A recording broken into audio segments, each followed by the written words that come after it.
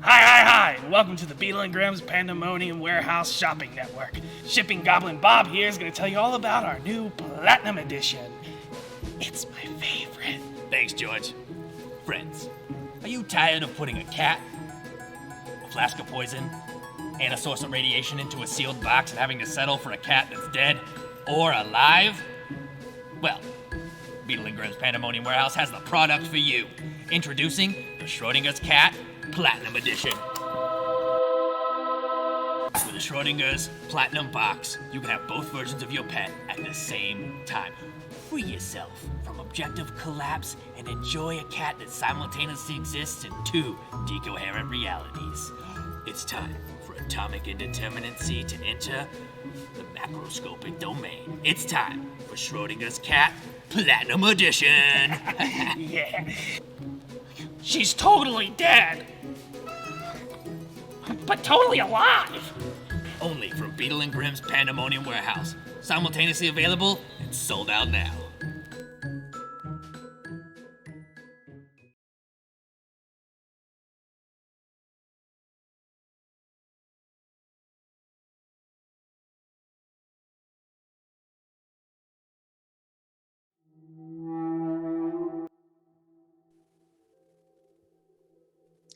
Hello everyone, and welcome back to not the mythic north of Sweden. We are not doing that today. Today is Wednesday, so we're doing something a little different to our usual Tuesday nonsense of me harassing Stacey and my other wonderful players, but we are still doing something Vaesen related. Today, we are joined by the wonderful Nils Hintze, and we are going to be chatting about the production of Vaesen and writing TTRPGs, because Nils is the lead writer of Vaesen. Thank you so much for joining us. It's an absolute honor. Really nice to be here. Very excited. Yeah, and I am joined by, as ever, the enigmatic Stacey. Yay, it's me. Hello. And I am Elle Mures. You can find me in various places around the internet at Good and Chaotic. And yeah, shall we just jump in and have a chat? Yeah, that'd be cool, wouldn't it? For sure. We have a plan and everything. I have a Google document. It's all popping off. It's crazy. It's crazy. So, like, I suppose the best place to start is kind of from the beginning with these things, in terms of TTRPGs, because everyone sort of wants to know how you started getting into this and sort of where the passion came from, right? So, what actually got you into TTRPG writing on the whole?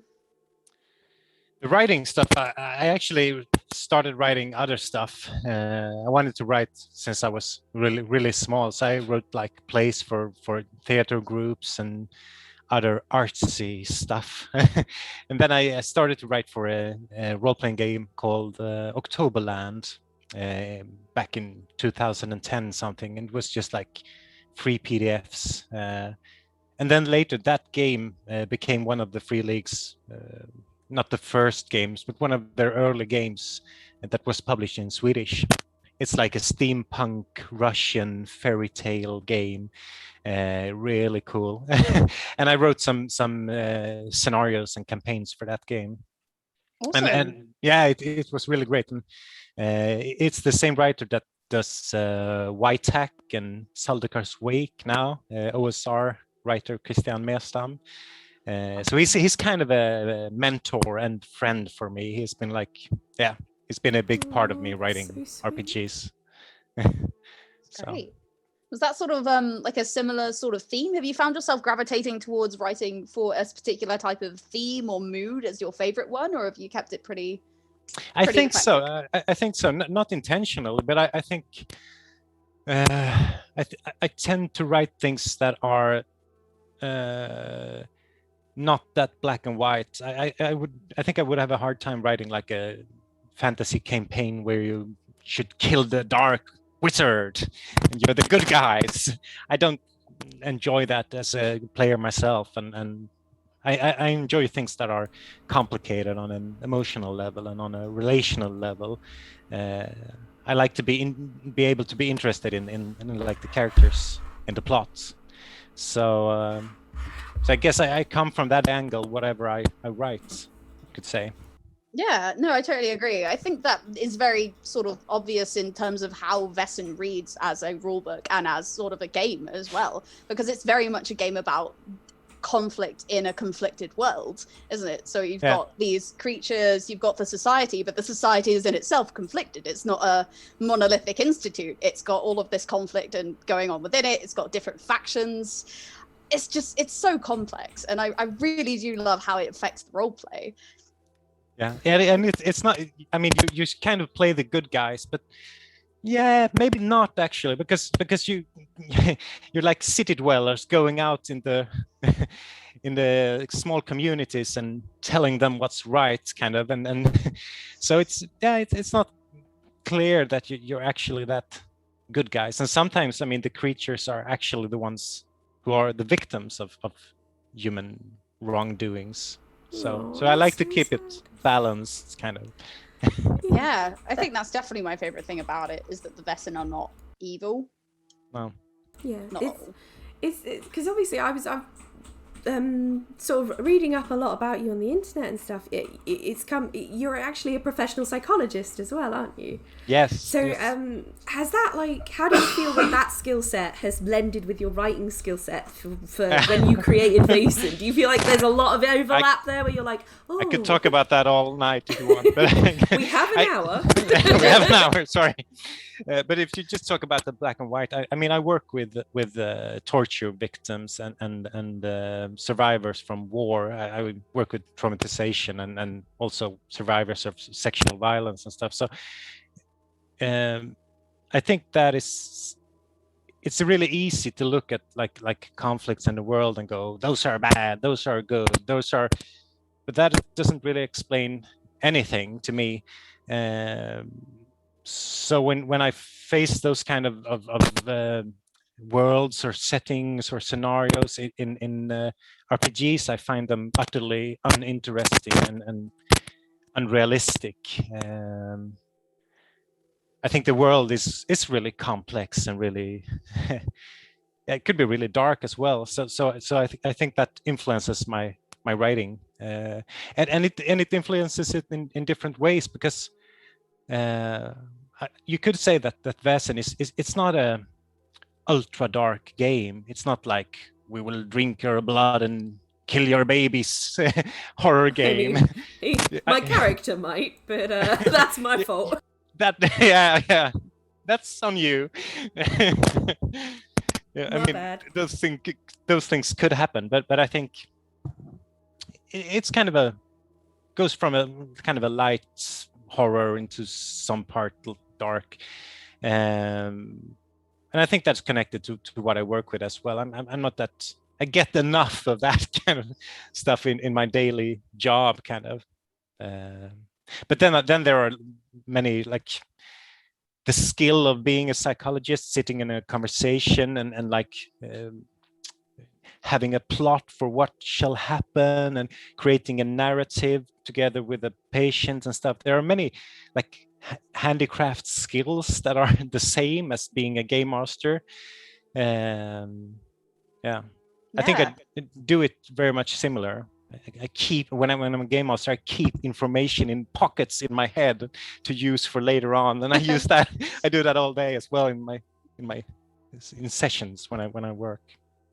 Yeah, I mean, it's very clear that sort of when you're reading the rulebook, the motivations and the ethos behind everything in the world is so well laid out and so well thought out. And I had this moment the other day when I was reading through the first mystery that I was going to run and making my little notes for my plot goblins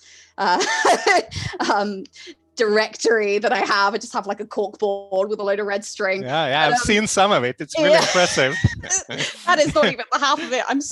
I am terrible. It's even bigger. No. It's huge. There is a whole nother board that I have not shown you, and it's ridiculous. Oh. But yeah, so I was sort of compiling more of that, and I had this moment where I read a bit of the lore that came up in a mystery, and I had to like put the book aside, run to the core rulebook and flick to the page and double check that I'd not read something wrong, because it linked back to the lore that I'd read earlier in the core rulebook. And I got so excited because just that synergy of the world being so breathable and so living, and everything is so connected and synesthetic, and it's just wonderful. And I genuinely can't get over it because it just pleased me so much. Like, how did you weave together this massive interconnected world? How did you draw together all of these plot threads? I would say that I think there is a kind of a conflict when this was created or written. Not a conflict because it wasn't an argument, but a conflict of interests between that it should be a game about Monster of the Week that could be played like you could pick it up, play something else, play it again, not remember really what happened last time. It should be really like easy, very accessible. And I love games that are, on the other hand, that are like, as you mentioned, that things are hidden behind layers and then appear in later scenarios and in campaigns, and oh, everything was like there was an old superhero game called Aberrant or Aberrant. I don't know how you pronounce it. Aberrant. Yeah. Just lying here beside me, I have all Aberrant. It's okay. Say it again. It's you with fauteuil. Yeah. Fun fact: fauteuil means armchair, and I can't really say it. You can say it very well. Yeah, but I really love that game because everything was connected. So you could say that I think we did Vasen, of course, as a team. But if I would have done it solo, you could say I would have done more of this because I love that thing. But then again, then it gets harder to play. You have to read more, you have to remember more and stuff. So that is it's kind of conflict of interest. It wasn't really an answer to your question, sorry. That's all good. good. A good answer either way. Like, yeah, I just think it's super interesting how, like, on one hand you could absolutely leap into Vaesen knowing absolutely nothing about the lore and the fluff. You could just say, okay, we have a Vaesen, we have a problem, let's go deal with the thing and see what happens. Okay. Or on the other hand, you can do what I've ended up doing, which is make a vast conspiracy out of all the glorious things that Freely have given me. And it's just brilliant. I'm so excited. Oh, we have a question in chat. So I'll pose that to you now. It is from Sean_TW. Thank you, Sean. Question: I adore the art style used in the Vaesen books. How inspirational for your writing of the game was it? Did it affect any of your writing choices? It affected the game a lot, and this was actually a game. I mean, when I wrote Tales from the Loop, it was very much, I had the pictures, I had the book, and I had to do a game about it. With this game, I actually came in later in the process. So Johan Egerkrans, who has done the illustrations and the book which is based on, he and the Free League, they already had an idea about that this should be a Monster of the Week game and we should use like folklore, and they asked me to write the book, write the game. Yeah, it was actually more complicated than that, but I won't go into all the. So there was really an idea, a clear idea when I came in. So you can say that it really is made up from these illustrations. But then, of course, I look at the illustrations whenever I write something. I just try to get ideas and stuff, and I have really loved Johan Egerkrans' book before I was allowed to write this game. Me and my wife, we had one copy each of his book, so yeah. Oh, that's beautiful. It inspired a lot. Yeah. It seems to be almost a bit of a running theme with a lot of your books, because obviously for Tales of the Loop you worked with Simon for that one on this art book. Is there any artist currently that you love that you would love to be able to write a book for? Yeah, that's such a shame. I have one, but I can't remember his name. So I'm going to Google in the backside here and just get back to that question if it's okay. No, totally. No, that's totally fine. I blindsided you a bit with that one. No, it's no problem. Yeah, that's why we're here. We're just going to bombard you. Perfect. Yeah, I mean, I don't know. I was just sort of utterly blown away, I think, the first time I looked at this rulebook. I think that was definitely one of the kickers that made me so excited to run Vaesen and run this game was that the second I got sent over the PDF, even the front page and the introductory sentences immediately set the tone, from the tone of the writing to just the way the images and the writing interact. Everything is so connected and so well thought out, from like the formatting all the way down to the word choice, and that is so abundantly clear. So like, I suppose, what was the proudest thing for you in terms of the cool rule book? What was the thing that you sort of look at it and go, yeah, that's mine? You're gonna get big answers. Sorry. No, that's fine. No, we love big answers. We do. We're asking there is big questions. there is a game called Cult. It's a horror game of the darkest sort. And when it came out in the 90s in Swedish, they had small texts that started every chapter, like in-game texts, small scenarios or stories. And I loved those as a kid. I was reading them and rereading them, and just I thought they were the best thing in the game. And when I wrote Vasen, my aim was to try to recreate those little stories and just build attention by like the introduction to each chapter and the examples of play and like the little moods, boxed texts throughout the book. So that is what I like the most that I did in the game. Yeah. I mean, like, you could definitely sort of tell the love and care that has gone to every single bit of this. Like, if I just show one of the sort of the narrative text boxes here, just the absolute beauty of it, and just the way that it sets the mood of the world. And I don't know, you'll turn a page and you'll come across like a spell for like an enchantment or a chant that would be traditionally used in the banishment or appeasement of Vaesen. And you think as a game master, oh my God, this is gold. Like, yeah, I think you should be kind of entertained as a reader. I mean, not nowadays, but earlier on, you could have like RPG books that were so boring, like page after page with just massive text. And my aim is to, you should just, as you said, you should just be able to like open an RPG book and like, oh, ideas. I think they should be used that way. Yeah, immediately.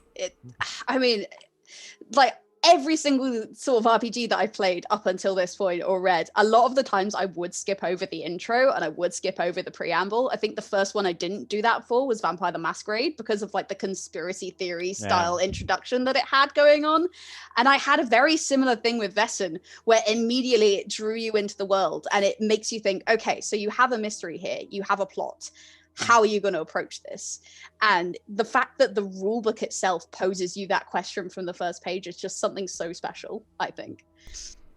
We have another question from chat. Baron Snowhand has asked, are there any of the characters you wrote based on anyone you know, and do they know? Actually, I do that all the time, and then I forget it.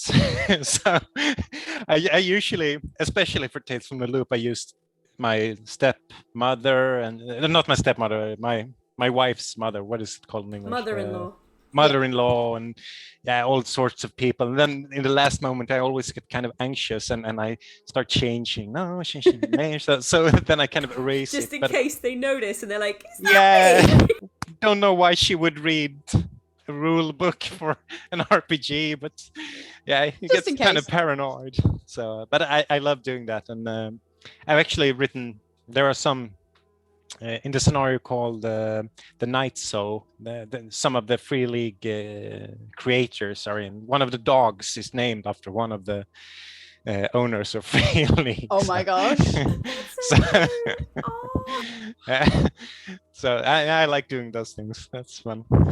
That's brilliant. Is there any sort of are there any NPCs that you've liked enough to bring across to multiple rulebooks? I try not to do that, but I do it because one of the things I always try to get better, of course, at writing, and one of the things I think is hard is not to recreate the same idea, to use the same idea over and over. So sometimes I write and just like, this is the same shit I wrote 1 year ago. but of course I do. And I mean, the kind of the evil character who is not really evil, but is striving for something and has been hurt and somehow tries to do things to make the world better and who is often in a bad situation. I would say that is a kind of I say cliche because I don't know the right English word, but like It's a good trope. Yeah, it's a good trope. Yeah, thanks. Yeah, I use that a lot, I think. Yeah, I think you sort of fall into a favorite type of person, don't you, with sort of writing, and sometimes that plot line is something that you want to explore in a different way as well, which I think is just the joy of TTRPGs in general, because every time you put an NPC or a specific type of motivation in front of a player party, they'll react to it completely differently every single time. So it'll become something new. Yeah. And I would say one trope I use a lot is failed villains. Like in Tales from the Loop, there is a lot of like crazy bad evil guys who do a lot of stuff that doesn't work. Like those are my favorites. Yeah, have you seen Buffy the 6th season where she's fighting the nerds? I didn't make it that far, unfortunately. Oh no, you should see it. Yeah, sorry, I've seen it 4 times, the whole thing, or 5, I don't know.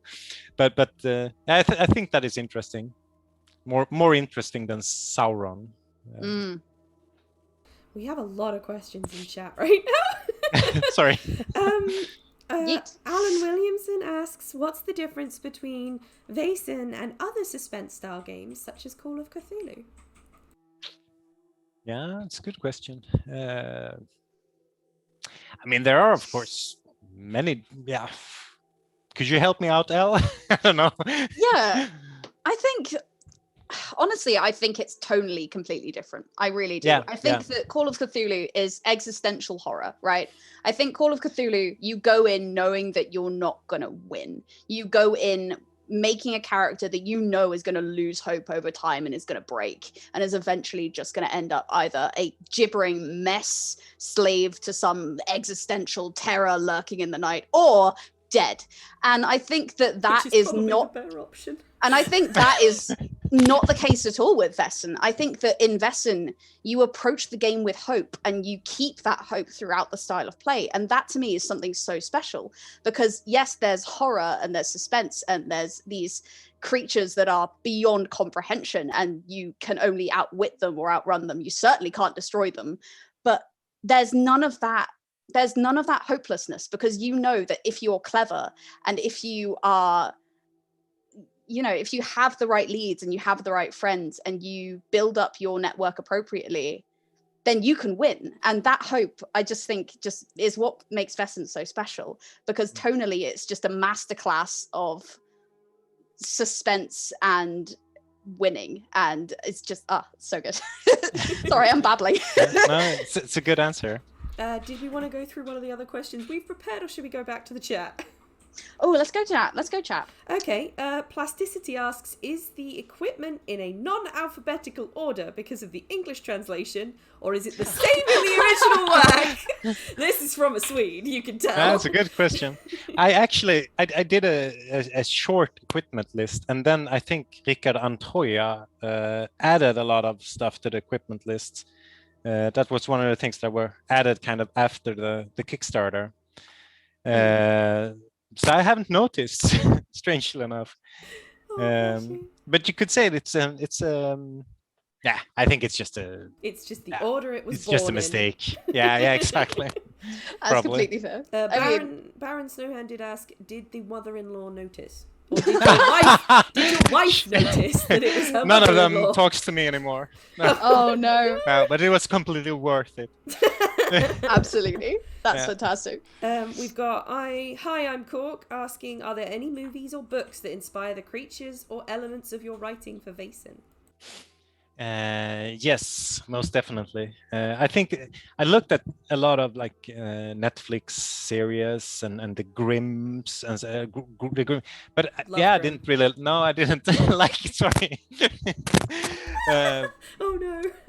No, I think it was okay, but I didn't get that much material because it was another tone, you could say. Oh yeah, I thought, yeah, it's a very different tone from Vasen. Grim. Yeah. Grim's very much more the supernatural kind of Yeah. monster hunting Buffy the Vampire Slayer vibe. Yeah. High school. Yeah. Kind of. Yeah. It's good, but it wasn't kind of right.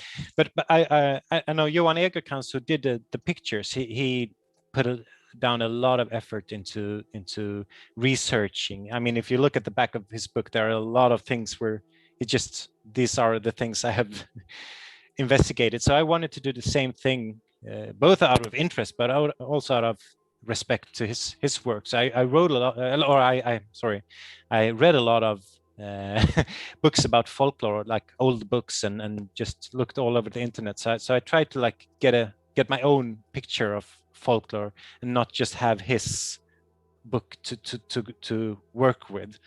So I have a lot of books now from like the 50s and 60s and 40s and like scientists who were like writing folklore stories and collecting them. So I used a lot of old material actually. That's Yeah. really cool. I mean, the research absolutely shows through the text. Sort of like, I think it threw me for a bit of a loop the first time I was looking into sort of Carl Linnaeus and the society and everything else. And then I Googled Carl Linnaeus and I was like, oh my goodness, that's an actual person. So like, how much did the real world 19th century factor into your inspiration for the game? You could say that there's, for each creature, there's like little text, a little in-game text. That is taken from one of Carl Linnaeus' diaries when he was diaries. Sorry, I'm uncertain of the English. Diary. Sorry. Yeah. Yeah. Like journals and When he things, was for like, sure. yeah, exactly. When he was traveling through northern Sweden, so I was just picking stuff from his diary and just changing it a little, so it is about Vasen. And I think wow. those things are fun. That is a lot but of fun. Yeah, it is, and I imagine that somewhere someone who is like a researcher about Linnaea would play role-playing games, just like, huh? This is his real text, but now I'm telling you, so kind of ruins it. But yeah. No, it makes it better because now we're gonna look for them. Yeah, but you could say on like a tone level, I was influenced a lot about like reading up on Carl von Linné and all his travels and stuff. On a more like concrete level, like describing the mythic North, we chose the more there isn't much information about the world in this game about this is the capital and this is the king and queen and blah blah blah. We didn't put that in the game because we made a choice of either describing the 19th century really good, accurately, or not doing it at all. you couldn't go. You had to go either way, and we choose the way where you can just create your own mythic North. Yeah, I think sort of as a game runner, you kind of appreciate that as well, because it lets you dig into a world that is so familiar, but at the same time so unfamiliar. And it lets you not have to get hung up on the minutiae of like, oh God, who was in office at that point? Which municipality was this? Like, am I going to have to write in my own, what's happening here? So what was the army doing? God knows. Yeah, there's always a player who knows better as well. It's just like correcting you. It's the whole game for me is just, I'm so worried that I'm going to say something and Seb's going to be like, that is some nonsense, sir. Like, I know, Seb, I'm trying. I'm sorry. Did you just say armchair? Right. I think the funniest one so far for me has been the Verktig Cafe in the first game. I wasn't aware how directly Verktig translated to tool until Pep told me. Because I had something a little bit more poetic in mind for it, and then I was made aware of just how directly that translated, and I had to go, oh well, that's canon now. Yep. Oh Tool dear. Cafe. Never mind. Speaking of plasticity, he's asked, which Vasen terrifies you the most personally? I'm a horrible horror writer because I have always been really afraid of like horror movies and I'm kind of easily spooked and I've always been so yeah. I've always had like I don't like any horror things like zombies and monsters and stuff, but I think the is it called myling in English as well? Yes. The child monster, those are always spooky. Children Wait. terrifying. Wait. Wait, I've got it here somewhere. Wait, it's in here somewhere. Yeah, it is a funky Myling. little beast. Yeah. Absolutely. Are you looking through the fabulous deck you've been given? I am. Here it is. Here's the myling. Ah. Here they are in all that their is glory. honestly terrifying. Right? They're just spoopy. Please Yeah. no. And I'm gonna say what it's called in English, the Spiritus. Spiritus, and on page 154. Yeah, you don't have the thing that kind of connects to you and gives you powers, but then doesn't leave you. Oh, yes. I think choices you can't make undone has always terrified me. Oh yeah. Oh, man. Yeah. Video games are so much nicer when you can just go back Yeah, to the save. previous save. There it is. Yeah. Oh, that's creepy. Yeah, the Spiritus is one of my favorites, I think. But I think my favorite definitely has to be the Church Grim. I think that 100% will have to be my winner. And I won't show you that one because for my players in chat, you can all cease. Thank you. But how come? I'm so curious.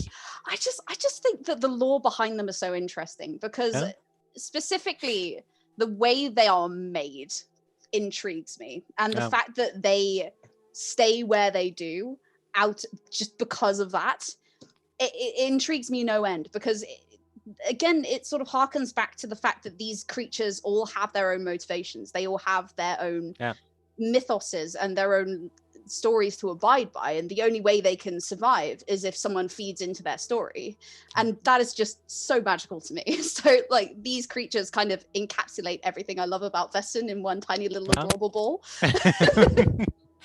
And also they're cute in my opinion. So all right, have we another question? We do. So this one is from Ipsy, which is my RDM for Vampire on Sundays. Hi, Ipsy.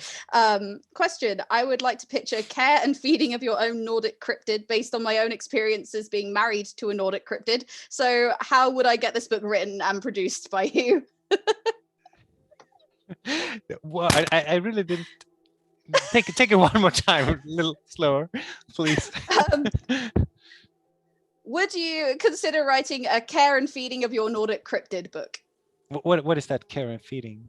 How to look after your Nordic How would you cryptid. look after them? Oh. Yeah, if you Feed them say plenty have of one in the house. chocolate. Oh, Yeah. cryptids love chocolate. From personal experience as a cryptid, I do love chocolates. For me, it's just a sausage. It's just sausage rolls. Yep. Sausage rolls and chocolate. Feed me sausage rolls, and I'm happy. I'm good. And coffee. Right, I think Yeah, we of have course. a couple more questions from the chat. We do. We've got Alan Williamson asking, he saw last night's stream, and he says that faith seems to play a integral part of the game. What made you include this in your game? It's kind of hard not to do it from one perspective, because I mean this folklore was created in people's minds at the same time as I mean the church was really strong. So and many of the Vaesen are actually kind of connected to myths about angels and demons, and kind of goes together, that the church and the Vaesen. But that was something we discussed a lot, how to do that, how to yeah, let it take enough big space, if you could say like that. So we had different alternatives. I'm not sure we chose I hope we chose the right way of doing it, but we had to incorporate it one way or another, because those issues would arise if you were playing a character in the 19th century Mythic North. Yeah, I really love the addition of having the priest and the occultist in there, especially since I play a priest, and obviously our very own Joe plays. He plays the priest. I play the occultist, and it is fun to have those two characters give two completely different answers to a problem, and I think that creates a lot of role play. Obviously, there's the two different belief systems where they both sort of bounce off each other. There, it's one of those slightly uneasy like friendships, I suppose. Friend is a strong word between those two characters. Co-workers, yeah. And it's interesting to see how they are going to solve problems together, using both their collective knowledges. I think it's a great addition, personally. Yeah, conflict is good in the, I mean, both in the game, but also in the group of characters. If it's not like, goes out of reach or out of hand, I want to say, but it's nice to have conflict.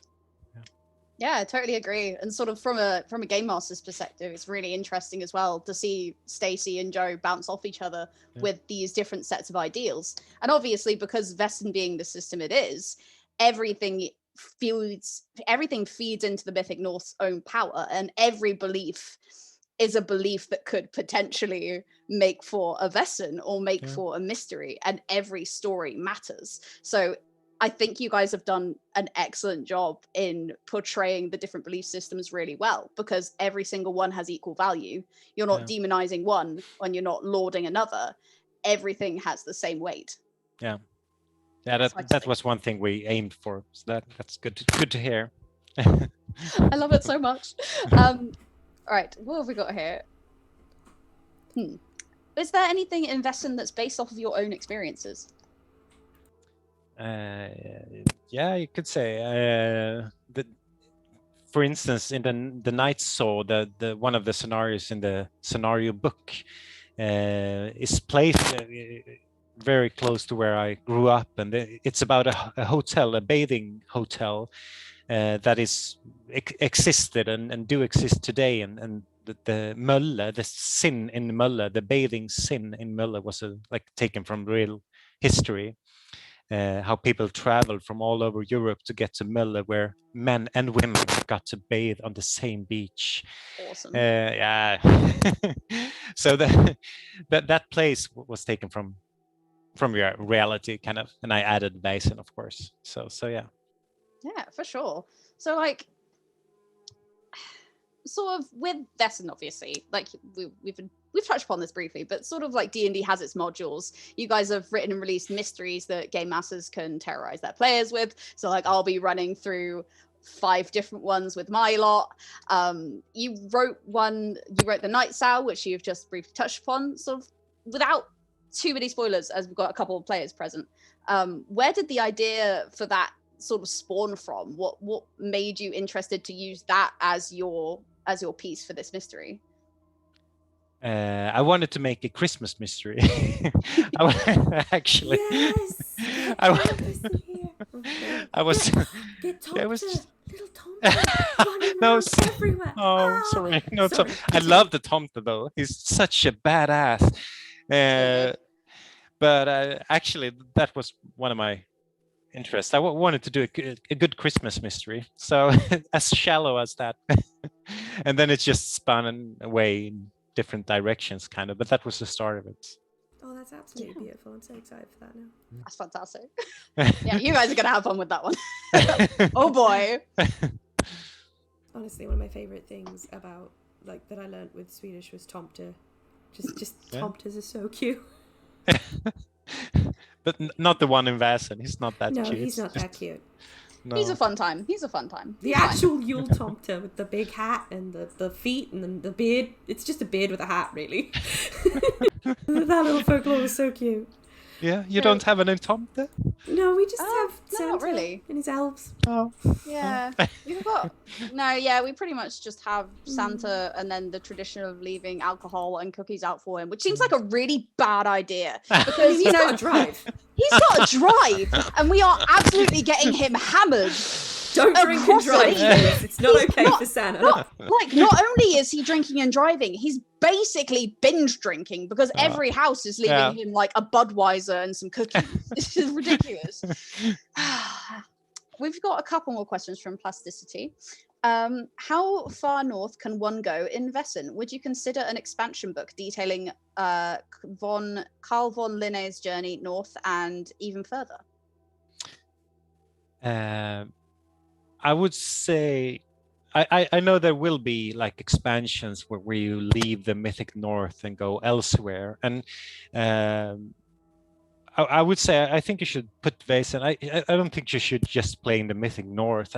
Think you should play wherever you want, and I think you should use what you know. I mean, you should use the stories of your own ancestors and your own background and play it in wherever, because folklore is everywhere. So you can play in the northern parts of Norway or Russia or wherever. But I think Russia would be really cool. I would like to play a campaign in Russia. Cool. Yeah. Japan Yeah. would be so cool. There's Yeah. so much folklore there. Yeah, I I mean, that brings us sort of nicely onto our next question. Is there any nations specifically that you would be super, super keen to be part of a campaign of? Yeah. So All of many. them. All of them. All of No, them. but I love learning stuff when I do anything. So so I would like to do almost wherever. It would be really interesting to do in campaign in India or in I don't know, Somalia or wherever. But of course in Eastern Europe I think it would fit really well in Ooh. Britain, Yeah. of course. Yeah. Yeah. Yeah. I mean, I think Germany would be really interesting as a Yeah. campaign setting, for sure. Oh hell yeah. Yeah. My Yeah, goodness. Like the dark definitely. forest and everything is just absolutely rife with it. It's wonderful. God. Right. Stacey, have you got a couple more questions you would like to pose? Have you got any in I chat? have so many questions. We've only got 10 I minutes have so left, many and I'm questions. just Right. like, ah. I'm so aware of it. I'm just like, oh God. There's a few more questions in chat, but I've also got quite a few because I want to know a bit more about sort of like your love for tabletop role playing games. Like everybody's got like that moment in a tabletop role playing game that they go, yes, that one. I remember that one for the rest of my life. So what has been your favorite tabletop role playing moment? And has that influenced your writing style or things you've written? Yeah. I started to play as like 5 or 6 year old. So there have been a few. And one of my first moments was when we understood how to play. My mother was the game master, and I played with my older brother, and I was playing like a dwarf, and my older brother was an elf, and I was looking to him and just, Gustav, shoot him with your arrow. And we were just looking at each other. This is how you do role-playing games. So that of course was an important understanding of how to do it. But also I kept playing, like in my teens I played more games about going into caves and killing orcs, kind of games, you know, the drill. Yeah. And then we had like an interlude where our characters were staying at the farm, and my character became friends with I think it was like the mother in the house, or how do you say? And I really enjoyed that as a player, but everyone else just kept playing, and we're heading towards the next dragon and stuff. And I was like afterwards, that was really fun. And that moment influenced me a lot, but it took me a lot of years before I kind of found a place to use that interest and feeling when like the Forge movement and the indie game movement started. I was like, yes, I'm home. This is where I can find what I want in games. So no, that's so cool. I love those kind of moments Because there's always stories that when I'm sitting there trying to think up plot lines for as a DM, I sit there and go, I really like the way that worked. I'm going to take that idea and just kind of move things around a bit, and you can create some amazing stories that way. Yeah. So do you prefer playing or being in the GM seat? I would say I prefer being in the GM seat, but as of the moment, I have so little time for I actually play in 3 campaigns, so you could say that I have time. I'm a player in all of them, but I long for being a game master now. So, but all of them are really good, so I don't really want to end them either. So yeah. Yeah. You But get I the bug, don't you? Yeah. Yeah, badly. Yep. Yeah. I think there's just something so special about being able to make a conspiracy theory up about your friends. Like, that's just great to me. Oh, so Like, much fun. just being able to get all of their character sheets in and then just pick out little elements of their backstory to seed in later, and just seeing their faces when they're like, oh no, I wrote that. It's like, Yeah, that's great. Yeah. the best. It's the best. There's no feeling like it. I think we have time for maybe one more question. Is there anything you want to ask, Elle? Ooh. Yes, so much. So much, always. Unfortunately, we have 50 more questions, but we only have time for one. Absolutely. I think, if you could live in any TTRPG world, which one would it be? I'm so curious. Oh, that's a good one. There's actually one Swedish space game called Skymningshem. No, Second Empire it's called, Cool. which is like an utopian science fiction game. You live in a world where everyone is fed and everyone is having education. It's not that good of a game. I think there isn't. I really like the writer of it. He's really cool, but I think there isn't any conflict. I had a hard time playing it, but it's really nicely written, really nice pictures. But if you want to live somewhere, I would live there. It's a utopia in the future. Oh man. Yeah, I've sort of seen more of that around lately, I think. That sort of hope punk aspect of gaming. Yeah, like I've seen that a lot in LARP as well, that there are a few new UK LARPs starting up that are based on this hope punk culture. And I just think we're all as a society getting more sick of dystopias. Yeah, like, probably. Screw it, we want to live somewhere nice now. It's like if the world's ending, we're going to make it good. Yeah. Absolutely. No, I think that's good. some of our favorite TTRPGs, though, I think they kind of benefit from being the kind of place you wouldn't want to actually exist in or wouldn't want to actually live in. Like, I think with Vaesen, I'd probably die of stress within a couple of days, but I'd love it. I'd love every second of it, but I'd probably die of stress within like a week. Yeah. Oh, man. Yeah, so I think in a similar vein, if we're gonna sort of go down this route of like what would you prefer to live out if you could, is there a specific sort of TTRPG like race or class or archetype that you'd really like to sort of sink your teeth into in the future? Is there anything that you would like to get into as a player that you haven't been able to yet? I mostly play games where there aren't like firm archetypes. I never played Dungeons and Dragons, for instance, so I don't have that I can play like the orc rogue, or I don't know. Orc rogue would be badass. That is a fun one, though. I don't know.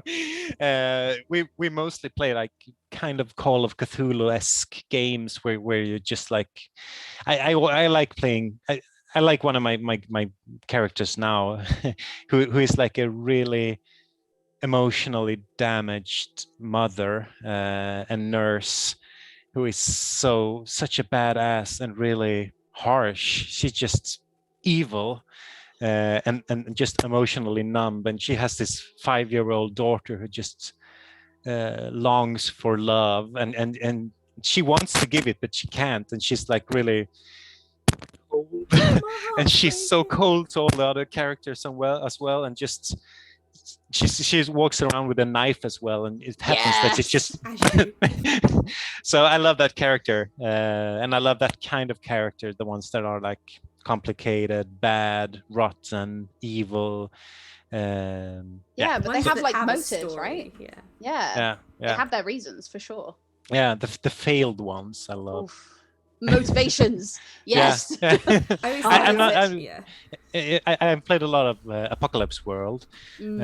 and I've figured out one thing I really don't like with that game. I think it's a great game, but I think many games are about how to succeed. Like they're like different playbooks. With this playbook, you succeed in this way. In this playbook, you succeed in that way. And to me, I think many RPGs is too much about succeeding and achieving things and overcoming trouble and like winning or losing. I'm not at all interested in that. I'm interested in different things when I play RPGs.